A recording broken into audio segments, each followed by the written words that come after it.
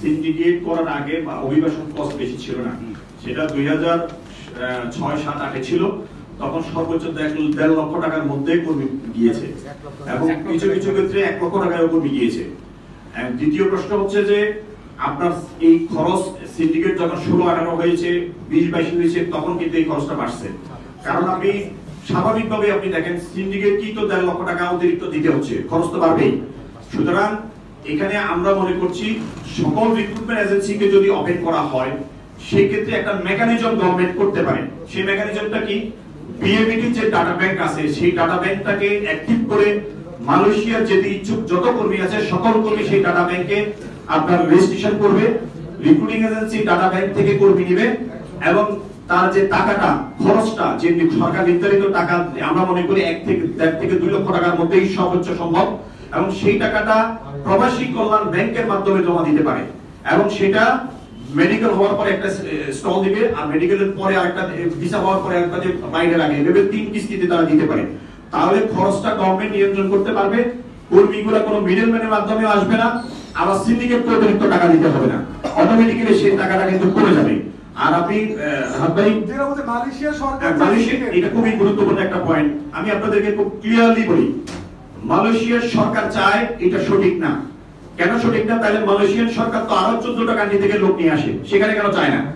বরং মালয়েশিয়ান সরকার কিছু কিছু লোককে দিয়ে চাওয়ানোর একটা ব্যবস্থা করে। কিন্তু বাংলাদেশ সরকার যদি না চায়, কোনোভাবে সিন্ডিকেট হবে না।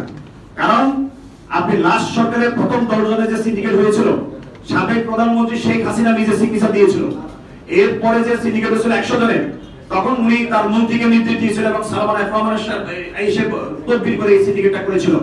দ্যাট মিন্স রাষ্ট্রীয় বাংলাদেশের রাষ্ট্রীয় পৃষ্ঠপোষকতা ছাড়া, রাষ্ট্রীয় অনুমোদন ছাড়া কোনো সিন্ডিকেট হবে না। যেটা নেপালে হচ্ছে না, নেপাল যেটা করার জন্য চেষ্টা করছে হচ্ছে না, আপনার ভিয়েতনামে হচ্ছে না, আপনার ইন্দোনেশিয়াতে হচ্ছে না, পাকিস্তানে হচ্ছে না, মিয়ানমারতে হচ্ছে না, শ্রীলঙ্কাতে হচ্ছে না। তাহলে তার মানে হচ্ছে কি, দুই দেশ একসাথে একইভাবে এগিয়ে না হলে হবে না। আমরা মনে করি বাংলাদেশ সরকার যদি না চায়, কোনোভাবে সিন্ডিকেট হবে না। আওয়ামী লীগের বড় বড় নেতাদেরকে নিয়েই তারা সিন্ডিকেট করেছিল। এখনো সেই নেতারা, যেমন এখন অনেকে আছেন, শফিকুল আলম ফিরোজ কলাবাগান ক্লাবের সভাপতি উনি আছেন, মনসুর আহমদ কালানু মুন্সিগঞ্জ উপজেলা চেয়ারম্যান উনি আছেন, আওয়ামী লীগের লোক। তারপরে আপনার এই যে এভাবে আরো অনেক লোক আছেন যারা, হাসান আছে চৌদ্দগ্রাম উপজেলা আওয়ামী লীগের চেয়ারম্যান, তারা আছেন।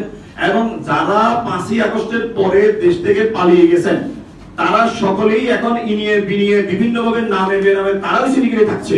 তাদের সাথে নতুন কিছু রাজনৈতিকভাবে প্রভাবশালী ব্যক্তিবর্গ তারা এটার সাথে জড়িত আছেন, যার ফলে এই লোকগুলোকে এখন বিভিন্নভাবে বিভিন্ন লোকের নাম বিক্রি করছেন। অনেকে বলছেন ডক্টর আসিফ নজরুলের মতো একজন একদম ভালো মানুষ, আমরা মনে করি ওনাকে, ওনার প্রতি আমাদের শ্রদ্ধা রেখে ওনাকে তারা ম্যানেজ করে ফেলছে। এই শব্দ অলরেডি চলে আসছে।